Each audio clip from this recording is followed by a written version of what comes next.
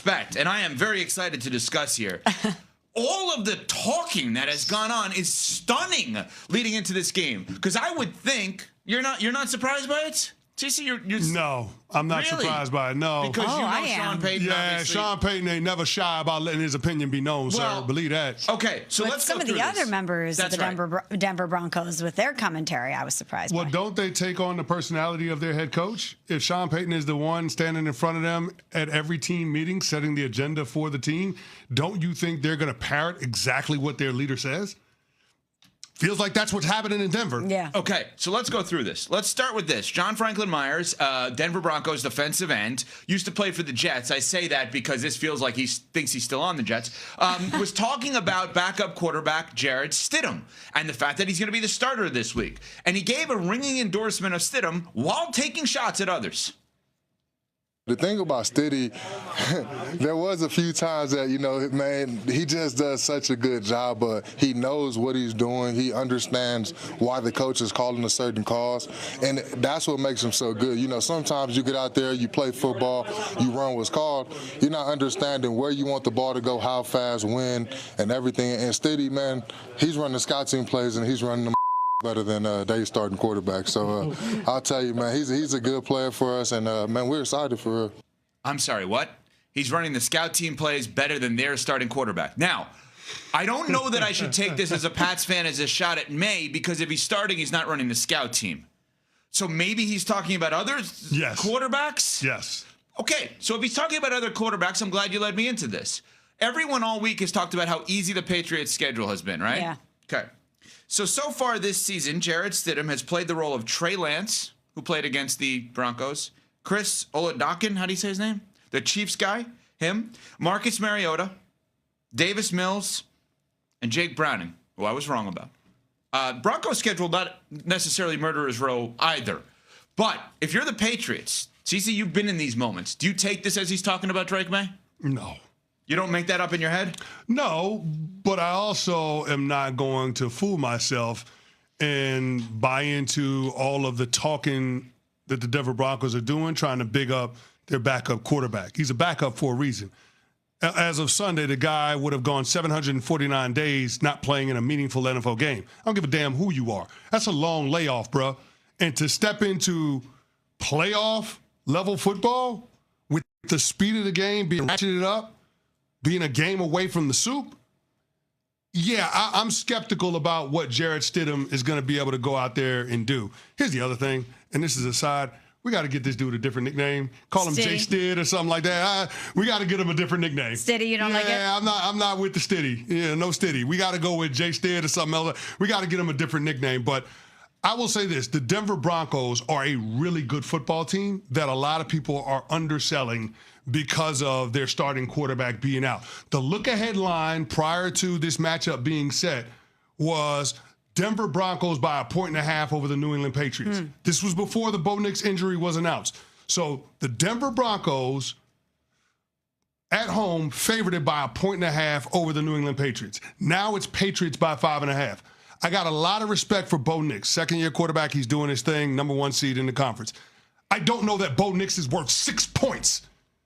And so I think that the market is having an overreaction to the situation in Denver, and they're discounting how complete this Broncos team is. The Broncos have a better offensive line. The Broncos have a better defensive line. The Broncos have the best defensive player in this matchup.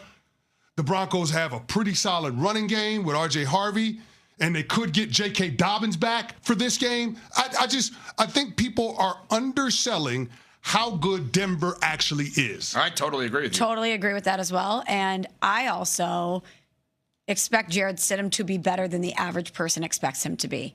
On the surface, you think backup quarterback, and this is obviously widely discussed, but he was a coveted backup quarterback by Josh McDaniels and by Sean Payton. This was somebody that two pretty successful guys in the NFL from the offensive side of the ball wanted to have on their squad because they saw something in him that made them confident in him and his abilities. Yes, he hasn't played in a long time. Do I expect him to step out there and look immediately like a superstar? No, but I do trust that defense, and I trust Sean Payton to put him in advantageous situations situations. He doesn't have to do a whole lot. He just doesn't really have to mess it up.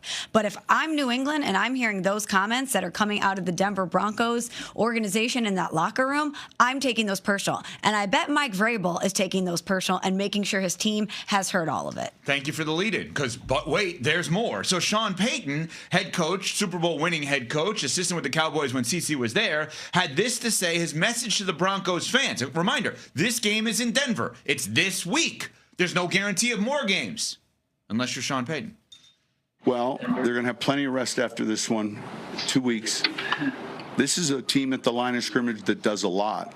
Like, Josh is fantastic at putting together good plans offensively. I mean, and so there's alerts, there's kills, there's all, and so that, look, let's go. Right when again, I keep emphasizing, just as the huddle begins until the ball snaps. Okay, Smalls, you just said if you're Mike Vrabel, you're using all of this. If you're Mike Vrabel, are you saying to your team, Sean Payton just guaranteed victory? Oh, our fans will have 2 weeks to rest until you got to go to Santa Clara. Yeah. Not 2 months. 2 weeks. Not an off season, 2 weeks. Well, what's happening in 2 weeks? The Super Bowl. Uh-huh. So you're using this if you're Vrabel. Why wouldn't you? They're giving it to you on a silver platter.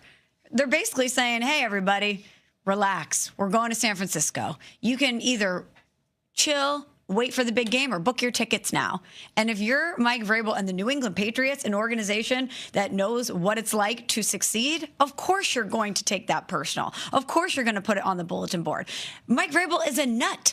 He doesn't even need. And you say that complimentary. I say that like complimentary. He doesn't need the bulletin board material, but I'm sure going to bet that he's going to take it and feed it to his team and use it as fuel for them when they head into this one in Denver. All right, CeCe, I asked you on the first one with the John Franklin Myers, would you, if you're the Patriots, take that as he's calling out Maye? You said no. Let's go to this one. If you were on the Patriots, you played in the Super Bowl, you played 11 years, you've played in games like this, would you take this as Sean Payton guaranteeing victory?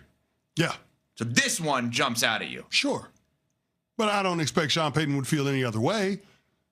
Right? He said it publicly. That's the difference. Okay. And whether you say it publicly or think it privately, doesn't matter. Like you know that they're going to do everything that they can to win this damn game, just like you should do everything that you can to win this damn game. Like, there is no, at this point in it, I just don't see bulletin board material being consequential in terms of determining what outcome is going to happen on Sunday when they kick off. If you need that type of external motivation, then you got bigger problems, friend, because you're a game away from the biggest game of your life. So I just don't see it that way. I think that this is a situation right now where the New England Patriots should be careful because everybody and their mama is penciling them in to the Super Bowl in Santa Clara, and you got to beat these guys on the road first. And might I remind you, this is the 6th matchup between the Patriots and the Broncos in the postseason, and the previous 5, the home team has won all of them. So don't discount the Denver Broncos. I'm not saying that they're going to go out there and win the game, but this is going to be a fourth quarter game. Oh, I definitely think they could win the game, and I'm a Pats fan. Like, the Broncos are I'm really not saying good. that they can't win the game. I'm not predicting that they will win the game. But I agree with your team. What I'm saying is that this is going to be a fourth quarter game. This is not going to be a runaway. This is not going to be a blowout. That's not who the Pats are anyway. And keep in mind, the Pats only have one regular season win against a team that finished with a winning record. Now, they had 2 wins in the playoffs. You give them respect for that. But they're going on the road as opposed to being at home, and you got a second-year quarterback, and he's in year 1 with his new head coach. This is just going to be different.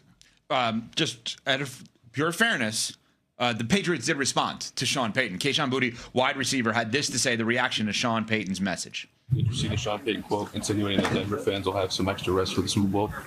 Nah, I ain't never seen it. He said he had 2 weeks to rest up for the Super Bowl. Basically, Yeah, no, I ain't seen it. I mean, you can rest in Cancun, too, at the end of the day. So it is what it is.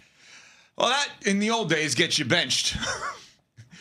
Because you could just, I didn't see it. Leave it there. You could rest in Cancun. If Coach Belichick was still there, guess who we would not see in the first quarter of this game? Kayshon Boutte. I'm just saying. Everybody's smiling. Well, I mean, Belichick did bench a prominent player in the championship round. How'd that work out that year? How'd that work out in the Super Bowl against the New England? Played better, but I'm just how'd that work out in the Super Bowl against the Eagles? All right, that backfired on me. All right, coming up, is it a legacy game in the NFC title game? We'll discuss next. It's Unsportsmanlike, presented by Progressive Insurance. Hey, this is Rich Eisen.